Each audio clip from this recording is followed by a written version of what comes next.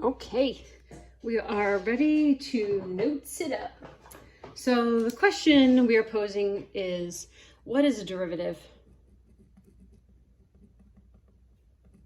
It's great that now you know how to take a derivative, but what is it that you're doing when you take that derivative? So in its most basic form, a derivative is giving us an equation for the slope of a tangent line, the slope of the tangent line to the given curve. So hopefully you know this already. So if I have any kind of curve, if I'm taking the derivative is going to give me an equation. So let's say this is a cubic function, y equals, 5x cubed, minus 2x squared. The derivative you can do quickly as 15x squared minus 2, but what does that mean? It means that for any x value that I plug into this will give me the slope of the tangent line to this curve at that x value. That was a lot of words, and if it doesn't make sense, pause, rewind, listen again until you can say that back. If I asked you, what is a derivative? You should be able to articulate that the derivative is not just the slope of the tangent line. Yes, that's what it is, but it means that derivative represents or gives us an equation that represents the slope of the tangent to the curve at any given point on the curve. So no matter what x value I plugged into here, that would tell me what the slope of the tangent line is at that point. So I just made up that this is the function for this, but let's say I plugged in the x value of 6 and I was here. This is 6. If I plugged 6 into the derivative, here's my tangent line, I should get a slope that's positive and fairly steep. Let's say this is -2. If I plug -2 into the derivative, what's the tangent line look like? Looks like this, so the slope of it would be 0. If I plug, let's say 0 into the equation for the tangent line, into the derivative, it should give me a slope of the tangent line, which in this case would be negative. So all along this curve, I have all these tangent lines. And when I plug in the x value at that spot into the equation for the derivative, I should get the slope of the tangent line at that spot. If this feels tricky to you, Google a video.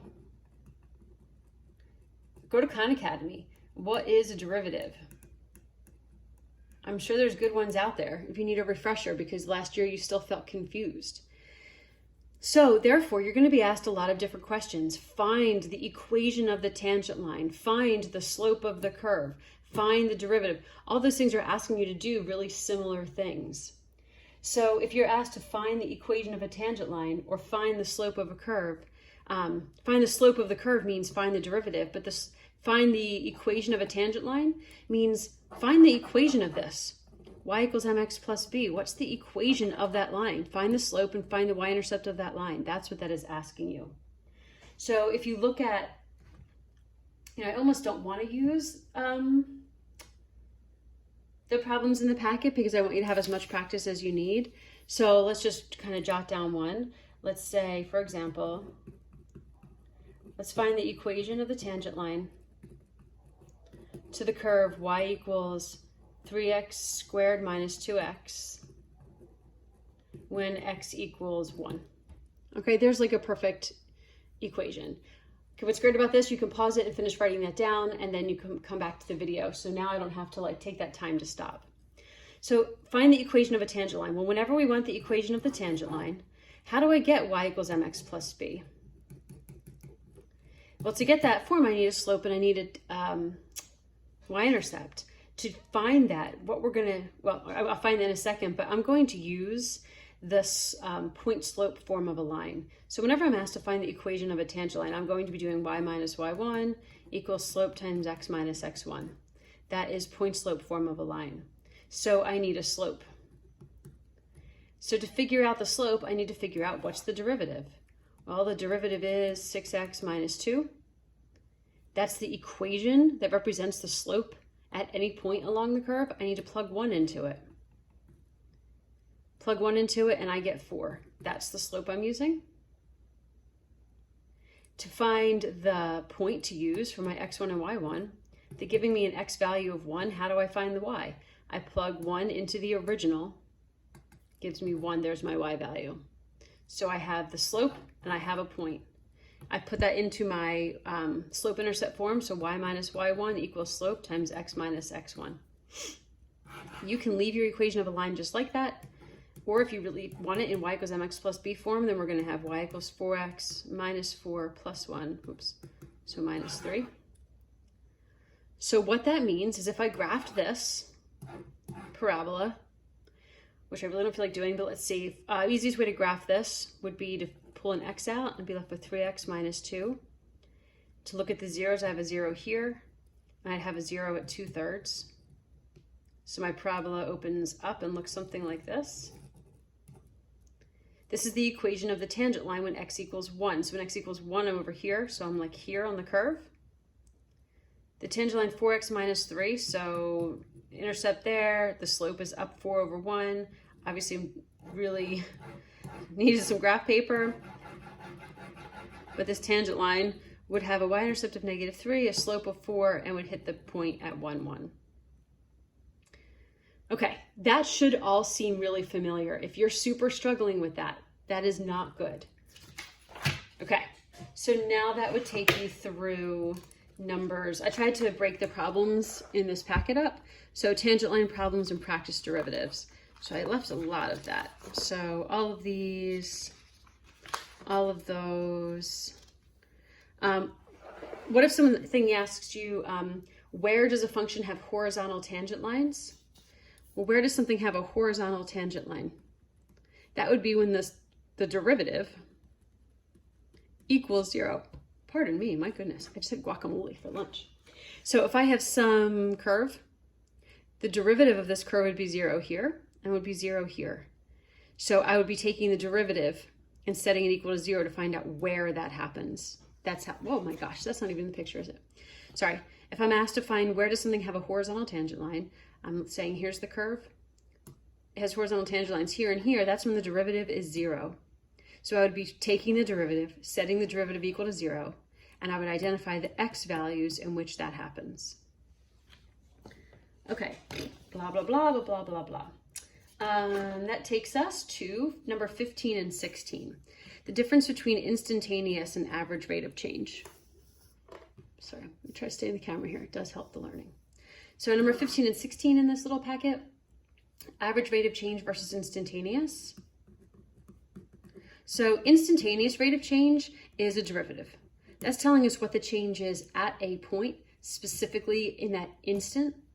Average rate of change is having us find a slope, a y2 minus y1 over x2 minus x1. So if I have some curve, let's just say it's a parabola, and I'm going to pick this endpoint and this endpoint. If I want to know what the average rate of change is between them, if I want to know what the average rate of change is between 2 points, I just want to know what's the slope between them. So I don't take into account that like at this spot the change is 0, or at this spot it's steep positive, or at this spot it's steep negative. That doesn't take any of that into account. It just says on average how much change did we have from here to here. Whereas if I want to know about instantaneous rate of change, I might say at that x value, what was the instantaneous rate of change? Well, that would be negative. At this x value, what's the instantaneous rate of change? Well, that has a positive slope, a positive derivative. What's the instantaneous rate of change here? That has a 0 slope. So instantaneously, the way this is changing is different all along, whereas the average rate of change will just be whatever the slope is between those 2 points, y2 minus y1 over x2 minus x1. All right, number 17 and 18 are just derivatives of piecewise functions. This is pretty easy. When I have a function that's piecewise, 5x to the third minus 2, and then sine x. To find the derivative, I just take the derivative of each piece. So the derivative of this is 15x squared. The derivative of sine is cosine. And I keep the same pieces. Okay, so hopefully that will help you out. All right, as we talk about that, we talk about where is something differentiable. So we had this conversation. So we have two things that happen in a graph. One thing is we have camera. We have discontinuities.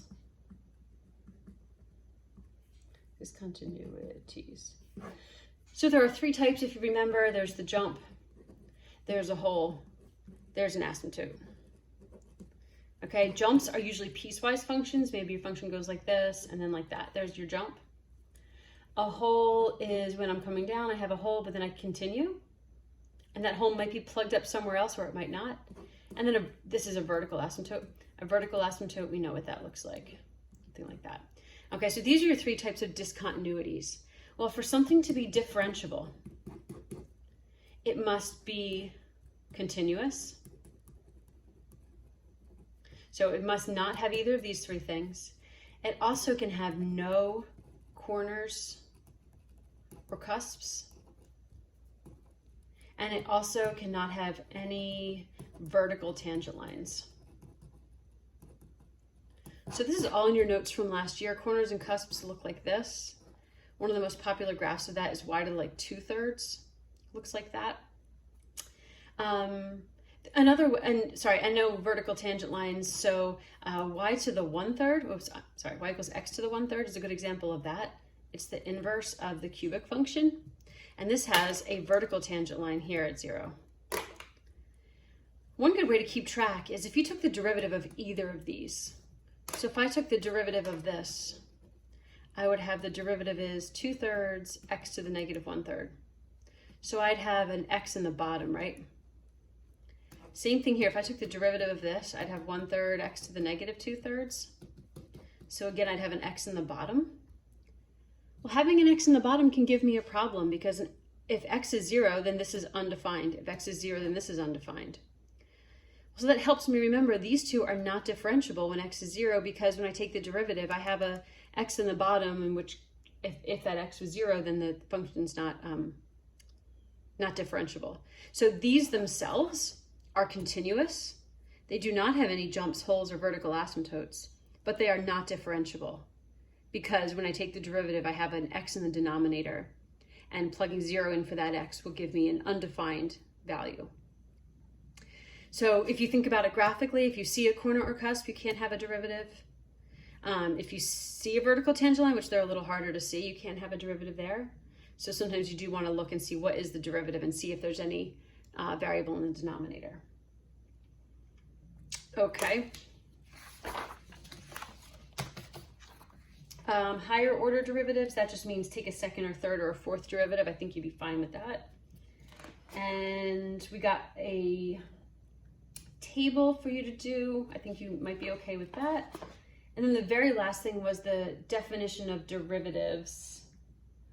Oops. And random questions. So, okay, I know the video's, it's 13 minutes, okay. So the definition of a derivative is the limit as h approaches 0 of f of x plus h minus f of x over h. If you remember from last year, you got the explanation from me, probably from Mrs. Mosser too, about what that means. But basically what happened was, as Newton and Leibniz were both simultaneously discovering calculus in different areas of the world, there was this big problem where we wanted to find the instantaneous rate of change of a curve. We wanted to find that derivative, that slope of a tangent line. But all they could really do was find out what was the slope between 2 points. So before calculus existed, all they could do was say, hey, what's the average rate of change between these 2 points? They could get the slope between them. Well, the big deal was, which was Newton and Leibniz figured out, was if I just take the slope between these 2 points, but I make the change between them almost 0, I'm going to end up getting the slope of the tangent line. So that's a really quick explanation of it. Basically, I'm moving this point closer and closer to this point until they're in essence on top of each other, until the space between them, which we use h to represent, becomes 0. H is going to represent the space between these 2 points, the x value, the change in x between these 2 points. So as I move this closer to this and I let that change between the 2 points basically be 0, this represents the slope between the 2 points. This gives me the derivative. Again, there's longer, I'm sure, explanations online that you could find. But what you need to know is that this is the definition of a derivative. When I'm taking a derivative, I'm actually doing all of this really complicated and annoying algebra to get a derivative. I'm actually using slope and stuff like that. But we don't do that anymore. We go straight to the shortcuts. But you do need to be prepared to see a certain type of question. And the type of question will look like this. They're going to ask you, what is the limit as h approaches 0 of x plus h squared minus x squared over h? That's what they're going to give you. What you are supposed to realize is you're supposed to go, wait a second, this looks a lot like the definition of a derivative. This is the general form. This is a more specific problem. Well, if this is the definition of a derivative, if this is what we're actually doing when we take a derivative, so this is making us find f prime of x, well then what the heck, if I could just figure out what f of x is, then I can just use the shortcuts and take the derivative of it. So look at the way this is written. What term here do you think represents f of x?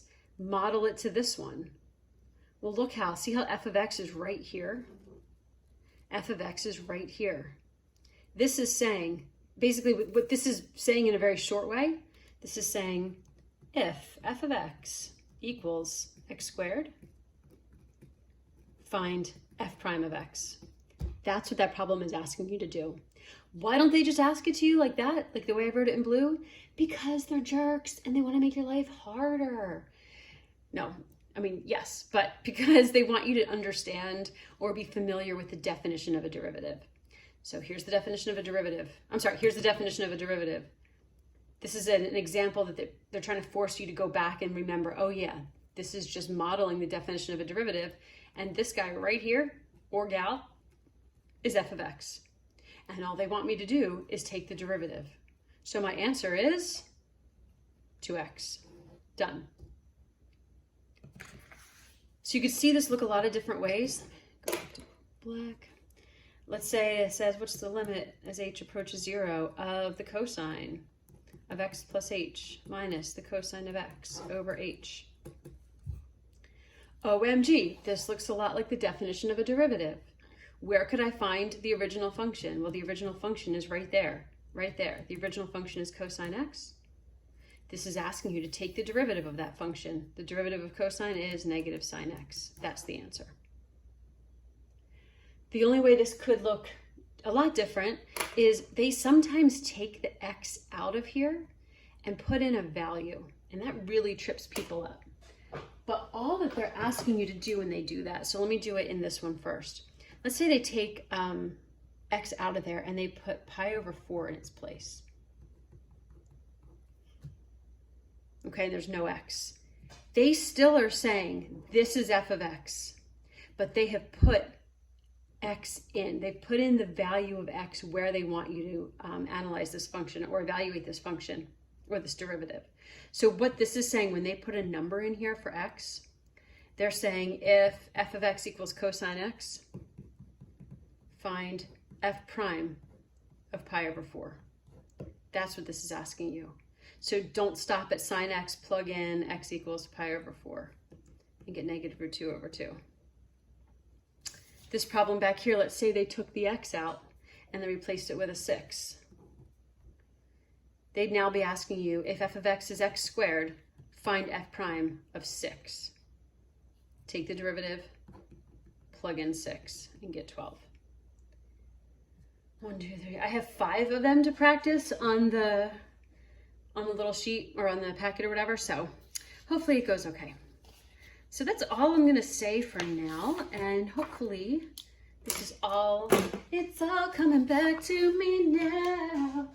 There are moments of cold, there are flashes of light. Oh wait, is this still on? Just kidding. Okay, have a good day, have a good weekend, enjoy studying, and Try to avoid any panic attacks. And I'll see you, some of you in person,